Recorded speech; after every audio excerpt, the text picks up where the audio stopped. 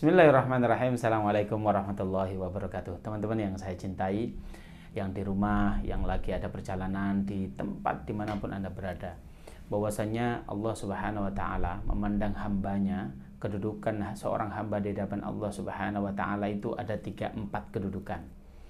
Yang pertama adalah orang derajat takwa. Bahkan Allah Subhanahu wa Ta'ala mengatakan, inna akramakum indallahi atqakum. Sungguhnya kemuliaan seorang hamba di hadapan Allah Subhanahu wa Ta'ala itu diukur atau ditimbang berdasarkan ketakwaannya semata. Sehingga orang itu tidak lihat dari bajunya, dari rumahnya, dari alat transportasinya, dari mobilnya, dari apanya, dari handphonenya, tidak. Tapi Allah mengukur derajat seseorang di hadapan Allah Subhanahu wa Ta'ala itu diukur dari ketakwaannya semata. Tetapi kali ini kita tidak akan membahas takwa, tetapi bahwasanya orang itu apabila takwa pasti Allah akan mengujinya.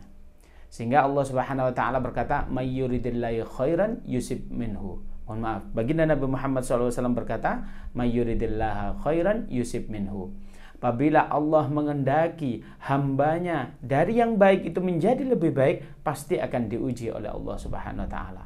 Sehingga kalau ada orang yang bertakwa, pasti dia akan diuji. Lalu takwa itu bagaimana? Takwa itu definisinya adalah menjalankan perintah Allah secara maksimal dan meninggalkan apa yang dilarang oleh Allah secara total, 100%. Kita ambil contoh.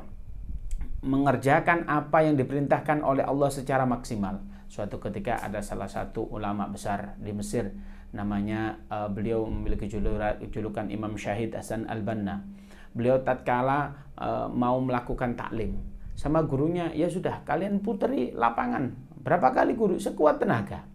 Ada yang muterin lapangan, setengah lapangan, udah istirahat. Ada yang sekali istirahat. Ada yang sampai satu lapangan setengah dia sudah istirahat. Tetapi Imam Hasan Al-Banna melakukan itu sampai 4 kali. Mukanya merah tatkala dia lari, kemudian apa yang terjadi? Fasa'iqa, beliau pingsan. Teman-temannya diangkat itu.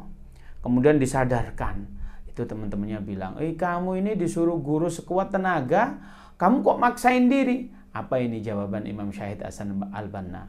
Beliau berkata, "Sebelum aku pingsan, maka aku masih ada tenaganya." Maknanya kita berjuang maksimal itu modelnya begitu. Harus sekuat tenaga. Oleh karena itu kalau ada orang sudah berusaha maksimal mengerjakan apa yang diperintahkan oleh Allah, maka dia sudah takwa. Tapi tidak cukup sampai situ, meninggalkan apa yang dilarang oleh Allah secara total, ini satu paket sehingga itu dikatakan takwa. Contoh meninggalkan apa yang diperintahkan oleh Allah itu begini. Mohon maaf ini, ada orang suka minum dengan berbagai alasan, minum bir. Tidak boleh, itu haram. Minta dong sedikit aja buat, kata orang Jawa, tombo kepingin begitu, biar nggak kepingin lagi. Itu tidak boleh, haram. Setetes saja, tidak boleh, haram. Kita ambil lagi contoh, innal ghibah wan namimah, sesungguhnya ghibah dan adu domba itu haram, maka jangan dilakukan. Antum tahu bedanya kalau haramnya seseorang minum bir dengan haramnya seseorang berghibah, itu sama haramnya.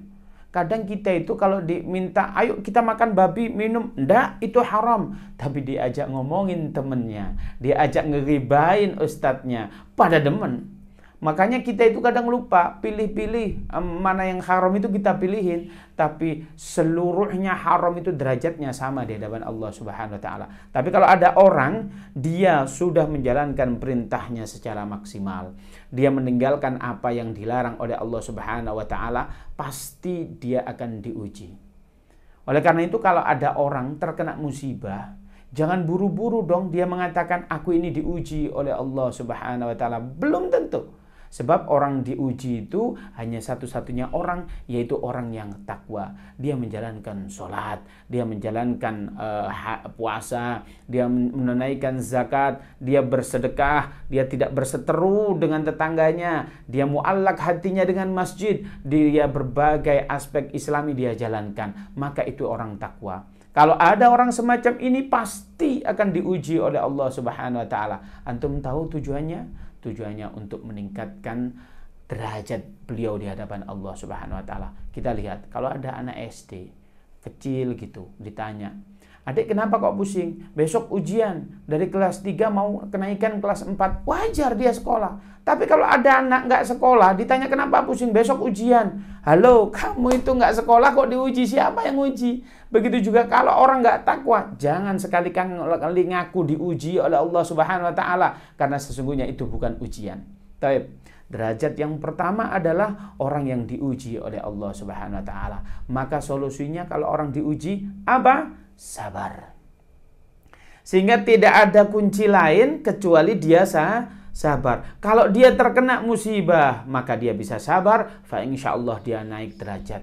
Kadang orang takwa itu diujinya kadang berat, kadang ya ringan-ringan saja. Kadang itu tidak sesuai ekspektasi, tapi kadang malah mengenakkan kita. Nah, kita ambil contoh, diuji sakit gigi. Ini kalau orang nggak bisa tahan dengan ujiannya, ya Allah, hidup nggak pernah enak ini ya Allah. Itu kufur nikmat. Seandainya umur 25 tahun dia nggak pernah sakit gigi, lalu dia mengkufuri nikmat Allah selama 25 tahun, kemana? Baru diuji sakit sekali mengatakan hidup ini nggak ada enaknya. Halo, dia kemana ini?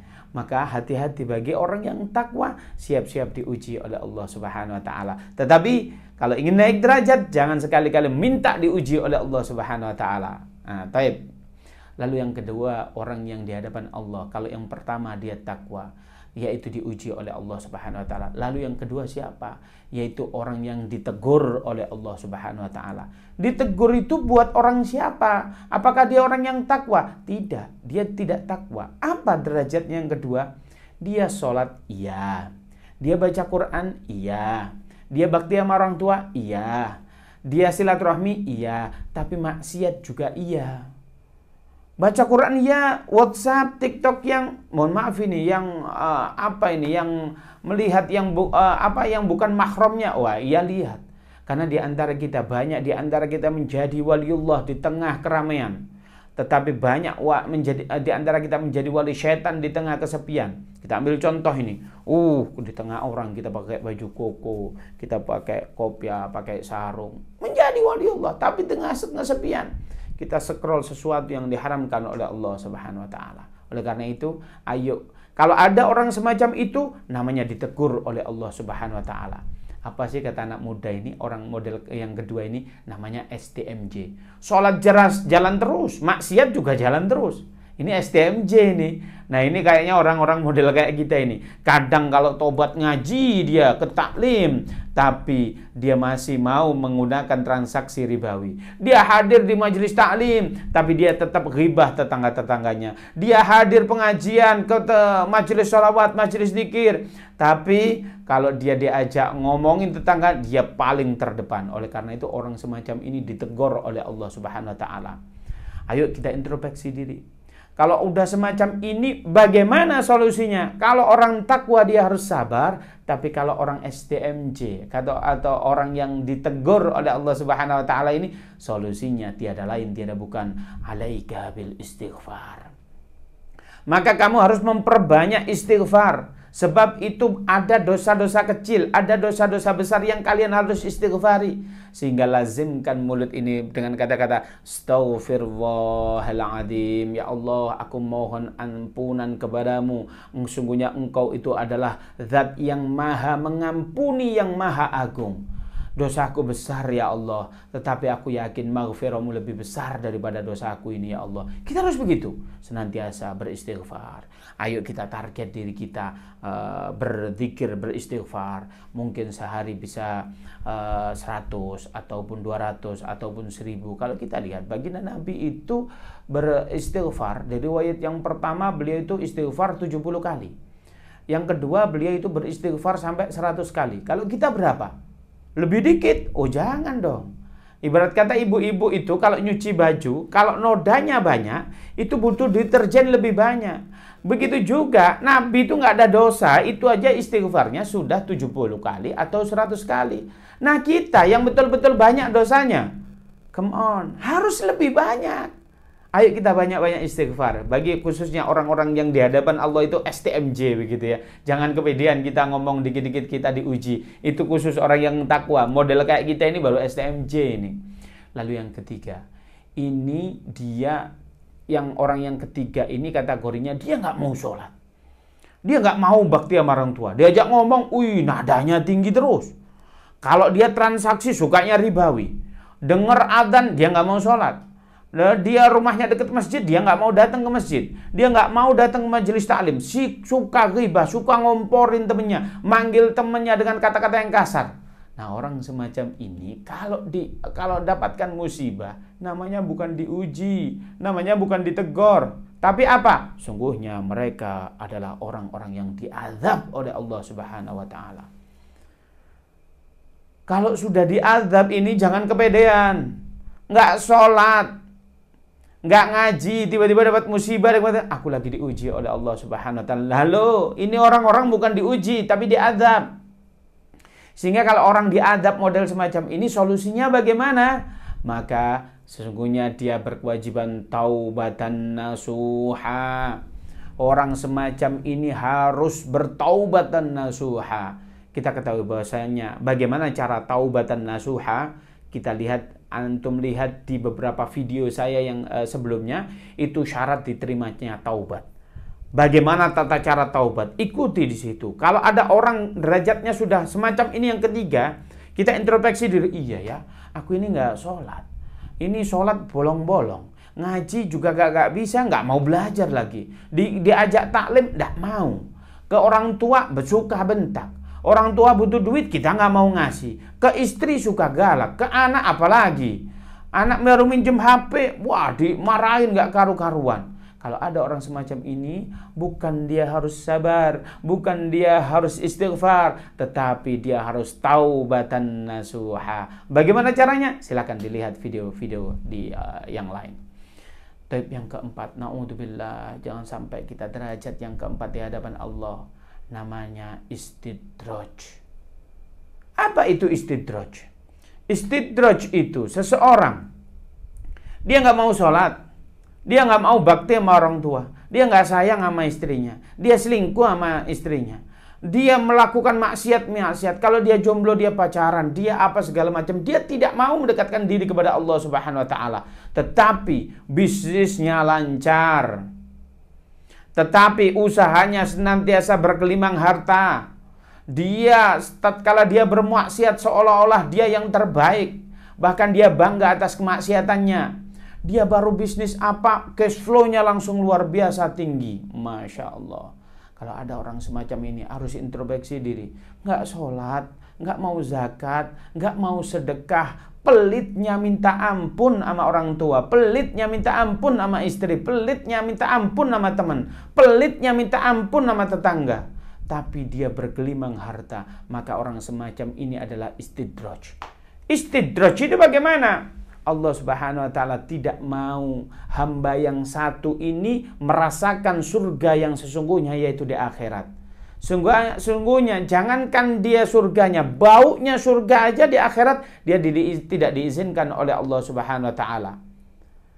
Maka dia dikasih kenikmatan di dunia yang semu ini, maka dia sudah mendapatkan surganya tapi di dunia ini. Naudzubillah.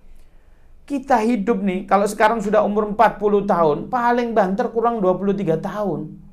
Kalau hidup standar Rasulullah kan 63 tahun. Taruhlah 70 tahun, kurang 30 tahun. 30 tahun itu jangan dikira kita hidup terus, separuh dari hidup kita itu tidur. Berarti berapa? 15 tahun. 15 tahun itu juga ada susahnya. Berarti nikmatnya sedikit. Tapi kalau kita ke derajat yang takwa tadi, maka kita akan bahagia di surga. Khalidina fiha, selamanya. Tetapi kalau istidraj akan dinar, khalidina fiha, di nerakanya Allah Subhanahu wa taala. Oleh karena itu, kalau kita berada di derajat takwa, ayo sering-sering bersyukur, yang sabar kalau diuji oleh Allah Subhanahu wa taala. Kalau ada orang derajatnya masih MJ, ya banyak-banyak istighfar. Kalau ada orang yang diadab oleh Allah, ayo taubatan nasuha. Kalau istidraj, datangi para ulama, minta dibimbing, datangi para asatidz, datangi majelis taklim. dekat dengan mereka, fa insyaallah jalan mendapatkan hidayah dari Allah Subhanahu wa taala. Karena apa? Tutup hati ini sudah ditutup oleh Allah Subhanahu wa taala. Kadang kita dalam menyikapi hidup ini, kadang kita kalau diuji oleh Allah Subhanahu wa taala tidak sabar. Kadang kalau kita diuji, ditegur oleh Allah, kadang kita tidak sabar dan tidak mau beristighfar. Itu kadang menstandaritaskan adilnya Allah itu dengan adil kita. Kita ambil contoh. Saya ini sudah hijrah, saya sudah anti riba, saya sudah sholat, saya ke majelis taklim. Ini saya kok bangkrut-bangkrut terus aja. Ini saya ini gimana dong? Saya ini sudah hijrah, sudah taubat, sudah tilawah. Tapi bisnis saya nggak ada prospek-prospeknya. Ada nggak orang semacam itu? Bahkan dia saking marahnya, dia diceritakan keluar rumah. Keluar rumah, dia tatkala itu nendang pohon labu. Dia marah. Nih Allah nih nggak adil nih. Labu yang pohonnya kecil, ini buahnya gede. Seharusnya itu gimana? Kalau pohonnya gede, buahnya gede. Kalau pohonnya kecil, ya kecil dong. Gimana sih ini Allah? Aku sudah taubat juga ini nggak dikasih. Ini kadang ada yang semacam itu. Lalu dia istirahat di bawah pohon beringin tidur. Kemudian apa? Adilnya Allah dijawab seketika itu. Tatkala dia tidur, kemudian ada buahnya pohon beringin jatuh di sini. Apa ini? Ya Allah. Jawaban langsung mengena. Seandainya adilnya Allah Subhanahu wa taala versi manusia itu tadi, pohon beringin kan gede nih. Adilnya manusia kan buahnya gede, mukanya udah bonyok aja itu, kena tertimpa dengan buahnya pohon beringin. Oleh karena itu jangan sampai kita bersuudzon terhadap Allah Subhanahu wa taala. Apapun yang terjadi itu terbaik bagi Allah Subhanahu wa taala. Kalau ada yang belum sesuai ekspektasi, maka kata baginda Nabi itu kita diajarkan, kalau kenikmat Allah itu sesuai ekspektasi, bilang alhamdulillah. Kalau tidak sesuai ekspektasi, bilang begini, alhamdulillah ala kulli halin. Sehingga apa? Tidak ada di dalam keadaan seorang muslim sesuatu itu tidak ada syukur kepada Allah. Begini syukur, begitu syukur. Fa insyaallah fa idza'adzana rabbukum la in syakartum la azidannakum wa in kafartum inna adzabi lasyadid. Sungguhnya kalau Allah memberikan kalian nikmat dan kalian bersyukur, pasti akan kutambah. Kalau kalian kufur, kalau kalian tidak mau nikmat, kufur nikmat, nggak mau syukur, ingat azabku akan pedih.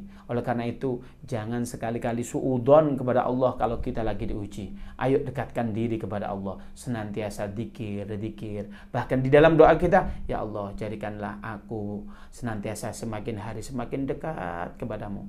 Ya Allah, jadikanlah aku engkau beri mahabbahmu. Ya Allah, jadikanlah aku senantiasa memiliki amal, engkau beri amal yang senantiasa menyampaikan cintamu kepada aku. Itulah barangkali 3 kedudukan seorang hamba di hadapan Allah Subhanahu wa taala. Semoga nasihat ini khususnya bagi saya pribadi, umumnya bagi semua yang lihat YouTube. Jangan lupa minta bantuan, diaktifkan loncengnya, subscribe, jangan sampai enggak nih, subscribe pokoknya, share linknya ke teman-teman, biar teman-teman sama-sama mendapatkan link dan notifikasi dari taklim kita bersama. Saya akhiri, assalamualaikum warahmatullahi wabarakatuh.